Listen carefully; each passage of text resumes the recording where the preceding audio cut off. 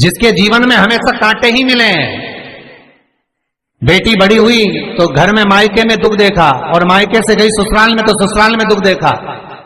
ससुराल में भी दुख देखने के बाद में भी पति को बहुत कुछ काम खुलवाया, बहुत धंधे खुलवाए, नौकरी लगवाई, पर वो पति बार बार छोड़ कर आ गया, बार बार तकलीफ भोग रहा है, बार बार कष्ट भोग रहा है। फिर थोड़े दिन काम करता है, थोड़े दिन छूट जाता है, फिर व्यापार में बढ़ता है, फिर छूट जाता है, फिर कोई दुकान खुल गई, थोड़े दिन अच्छी चली, फिर वापस वहीं घर पर आकर बैठ गया। अर्थात उसके जीवन में वो शूलता चल रही है। तो बाबा देवाधिदेव महादेव कहते हैं, ये 3 घड़ी 3 पल 3 नक्षत्र 3 समय 3 दिन में जो शूल मुझे समर्पित करता है, उसके जीवन से मैं शूल हटा देता। वो 3 दिन लिखे स्कंद पुराण में।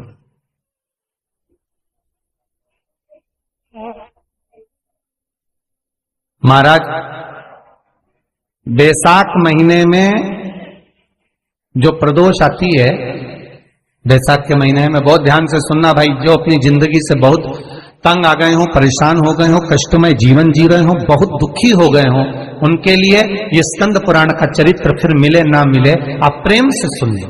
आओ, पहला बैसाख महीने की प्रदोष, चाहे वो शनिचरी प्रदोष हो, चाहे रविवार की हो, सोमवार की हो, मंगल की हो, बुधवार की हो, गुरुवार की हो, शुक्रवार की हो, शनिवार की हो, कोई भी वार की हो, पर बैसाख महीने की प्रदोष, प्रदोष काल में शाम का समय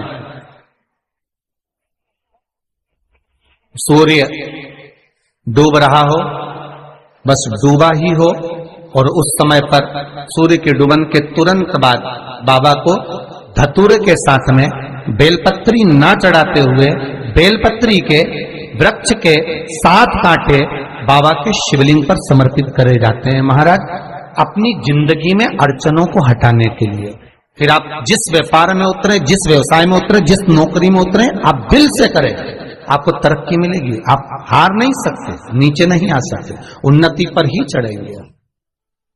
एक वैशाख मास की प्रदोष, दूसरा शिवरात्रि के दिन मध्याह्न का समय। महाराज,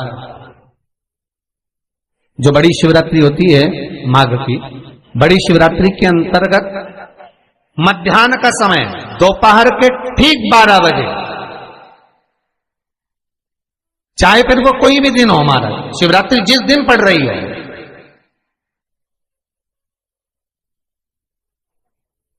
उस दिन भी धतूरे के साथ बाबा को 7 कांटे बेलपत्री के वृक्ष के समर्पित होते हैं। महाराज, इसमें आप ये वाले जो कांटे हैं, जो शिवरात्रि के दोपहर 12 बजे वाले हैं, अगर कोई मदिरा पीने वाला हो, व्यसन में डूबने वाला हो, कोई जुआ खेलने वाला हो, कोई गलत वैश्यावृत्ति करने वाला, या अपने मार्ग से विचलित कोई व्यक्ति है, उसके लिए भी ये कांटे बहुत काम आते हैं। महाराज,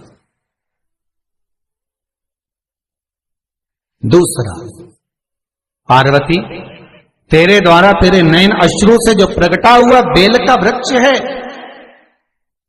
द्वितीय शूल मैं वहां धारण करता हूं, तृतीय शूल, तीसरा शूल जो वर्णन करा गया। महाराज, भगवान श्रावण के महीने में जो भी दूसरा सोमवार पड़े, जो भी पड़े, श्रावण के महीने का जो दूसरा सोमवार होता है, उस दूसरे सोमवार में रात्रि के समय पर, अर्थात शास्त्र अब घड़ी और पल का स्मरण करेंगे तो रात्रि के बजेंगे 10 से 12 बजे, महाराज 10 से 12 के बीच में धतूरे के साथ बाबा को शूल समर्पित होता है। महाराज, ये भी हमारी बाधाओं को, हमारी तकलीफों को, व्यापार व्यवसाय के लिए, नौकरी सर्विस के लिए, बहुत सारे एग्जाम में आप बैठ लिए, गवर्नमेंट एग्जाम के लिए बैठ लिए, नहीं हो रहा, ये 3 बार मेरे शंकर को बेलपत्री के वृक्ष के शूल समर्पित होते हैं, उसका आनंद पाना और उससे अपने को सुख प्राप्त करना।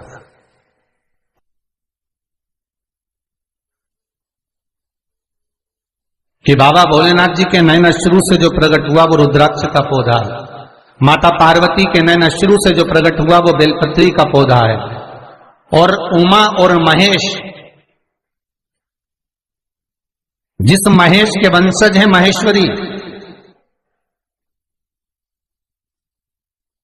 जिनकी 12 खाम प्रगटी है भगवान महेश के द्वारा,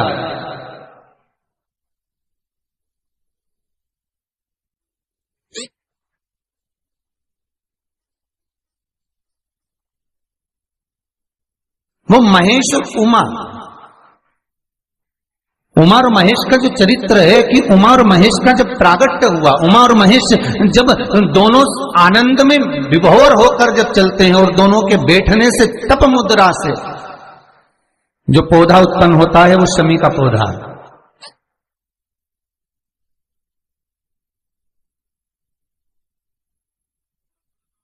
शमी का पौधा। तो एक बात ध्यान रखिए, शिव जी के द्वारा जो निर्मित हुआ उसमें कोई शूल नहीं है, उसमें कोई कांटे नहीं है। पार्वती के द्वारा जो निर्मित हुआ बेलपत्री का पौधा, उसमें कांटे हैं। और पार्वती के मिलन से भी जो उत्पन्न हुआ है शंकर के साथ में, उसमें भी कांटे हैं। शमी के पौधे में भी कांटे, शमी के वृक्ष में भी कांटे।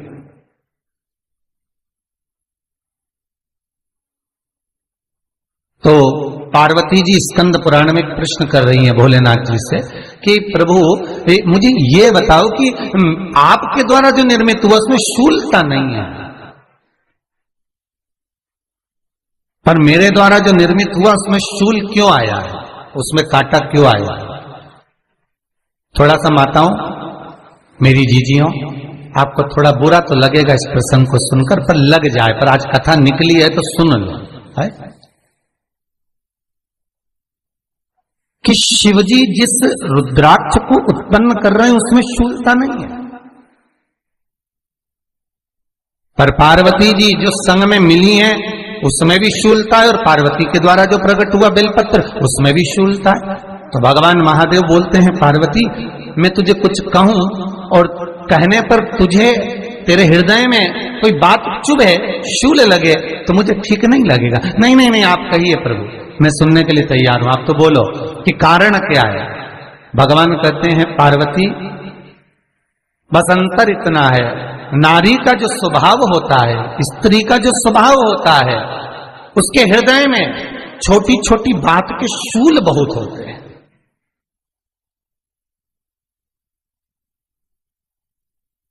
जेठानी ने ये कह दिया, देवरानी ने ये कह दिया, तुम्हारी मम्मी ये बोल दी, तुम्हारे पापा ने ये कह दिया, तुम्हारी बहनों ने ये कह दिया, तुम्हारे भाई ने ये कह दिया, तुम्हारे रिश्तेदार ने ये बोल दिया। ये नारी के भीतर ये शूलता रहती है। तो पार्वती जी बोली कि जितना तप आपने करा उतना तप मैंने करा, और जितनी साधना आपने करी उतनी साधना मैंने करी, और जितना आराधना दिल से आपने करी उतनी आराधना दिल से मैंने करी, फिर इसमें शूलता कहां से आ गई? भगवान शिव बोले, बस पार्वती बात इतनी सी है कि जब मैं आराधना करने बैठता हूं तो मेरी दृष्टि में सम्मुख में कुछ नहीं होता। जब मैं आराधना करने बैठता हूं तो मेरी दृष्टि में, मेरे सम्मुख में कुछ नहीं होता कि कौन ने क्या करा है, कौन ने क्या बोला है, कौन क्या कर रहा है, उससे मुझे मतलब नहीं होता, उससे मुझे कोई मतलब नहीं। पर पार्वती, जब तू आराधना करने भी बैठती है ना, तो तेरी चित्त वृत्ति में कहीं ना कहीं किसी ना किसी रूप में कोई शूल आ ही जाता है।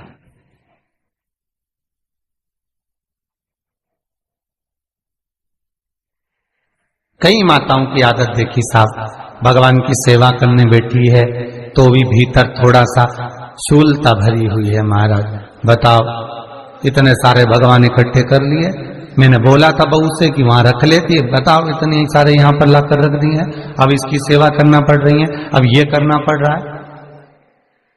प्रसाद लेने के लिए रसोई घर में गई, भगवान का भोग लगाने के लिए, तो उसमें भी शूलता आ गई। इतने घंटों से मैं सामान ढूंढ रही, फ्रिज में मिल ही नहीं रहा, मैंने रख के गई थी, भगवान जाने कहां चले गए। भगवानों को वस्त्र पहना रही है तो शूलता है। अलमारी का ड्रॉज खोला, इसमें मैंने सामान रखा था, ना जाने भगवान का श्रृंगार कहां चले गया, कौन ने हाथ लगाया, फिर शूलता आ गई। भोजन करने बैठे तो शूलता है, कोई कार्य के लिए जा रहे हो तो शूलता है।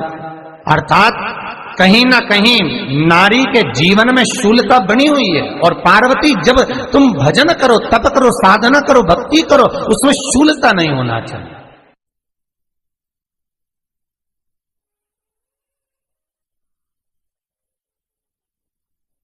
पार्वती जी ने कहा, भोलेनाथ तो क्या आप मुझे स्वीकार नहीं करेंगे बेलपत्री के रूप में? क्या मुझे स्वीकार नहीं करेंगे शमी पत्र के रूप में? पद्म पुराण, स्कंद पुराण, लिंग पुराण, नर्मदा पुराण और शिव महापुराण, ये सारी पुराणे वर्णन करती है। पार्वती जी का खंड आनंद वर्षक कर रहा है, वर्णन कर रहा है। पार्वती खंड वर्णन कर रहा है, सती खंड वर्णन कर रहा है, उमा संहिता वर्णन कर रही है। क्या आप मेरा ये बेलपत्र का स्वरूप आप धारण नहीं करेंगे? इसमें शूलता इसलिए भगवान कहते हैं नहीं नहीं, धारण तो करूंगा।